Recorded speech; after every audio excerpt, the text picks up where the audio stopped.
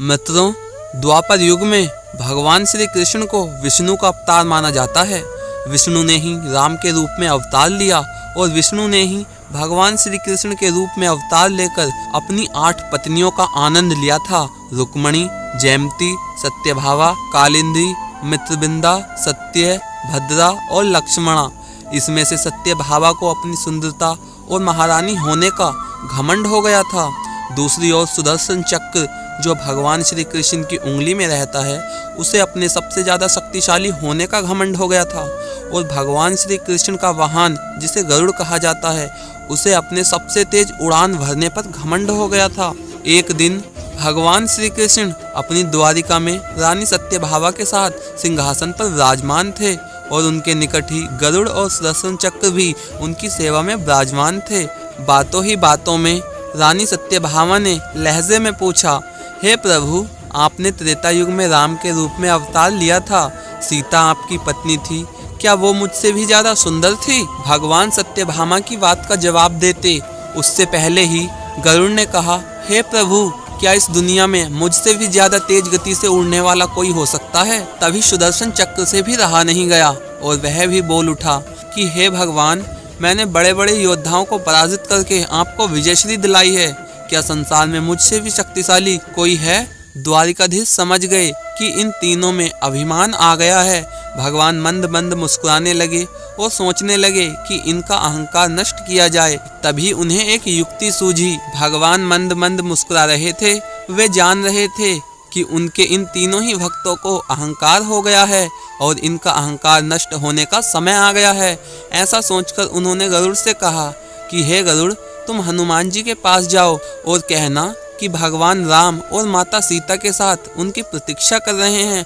गरुड़ भगवान की आज्ञा लेकर हनुमान जी को लेने चले गए। इधर भगवान श्री कृष्ण ने सत्यभामा से कहा कि देवी, आप सीता के रूप में तैयार हो जाओ और स्वयं द्वारिकाधीश ने राम का रूप धारण कर लिया। तब श्री कृष्ण ने सुदर्शन चक्र को आज्ञा देते हुए कहा कि तुम महल के प्रवेश द्वार पर पहरा दो और ध्यान रहे कि मेरी आज्ञा के बिना महल में कोई भी प्रवेश न कर पाए। सुदर्शन चक्र ने कहा, जो आज्ञा भगवान। और भगवान की आज्ञा पाकर सुदर्शन चक्र महल के प्रवेश द्वार पर तैनात हो गया। और दूसरी तरफ गरुड़ ने हनुमान जी के पास पहुंचकर कहा कि हे वानर श्रेष्ठ, भगवान राम माता सीता के साथ द्वारिका में आपसे मिलने के लिए पधारे हैं। आपको बुला लाने की आज्ञा है। आप मेरे साथ चलिए, आपको मैं अपनी पीठ पर बिठाकर शीघ्र ही वहां ले चलूंगा। हनुमान जी ने विनय पूर्वक गरुड़ से कहा, आप चलिए बंधु, मैं आता हूँ। गरुड़ ने सोचा, पता नहीं यह बूढ़ा वानर कब पहुँचेगा। खैर, मुझे क्या, कभी भी पहुँचे, मेरा कार्य तो पूरा हो गया। भगवान के पास चलता हूँ। यह सोचकर गरुड़ शीघ्रता से द्वारिका की ओर उड़ चला। लेकिन यह क्या, महल में पहुंचकर गरुड़ देखता है कि हनुमान तो उनसे पहले ही महल में प्रभु के सामने बैठे हैं। गरुड़ का सर लज्जा से झुक गया।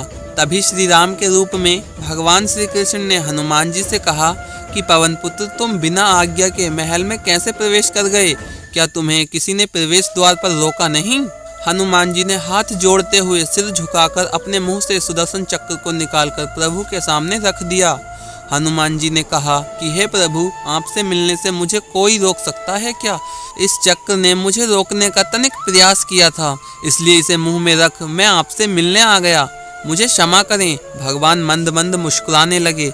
अंत में हनुमान जी ने हाथ जोड़ते हुए भगवान श्री राम से प्रश्न किया कि हे प्रभु, आपको तो पहचानता हूँ, आप ही श्री कृष्ण के रूप में मेरे राम हैं। लेकिन आज आपने माता सीता के स्थान पर किसी दासी को इतना सम्मान दे दिया कि वह आपके साथ सिंहासन पर विराजमान है।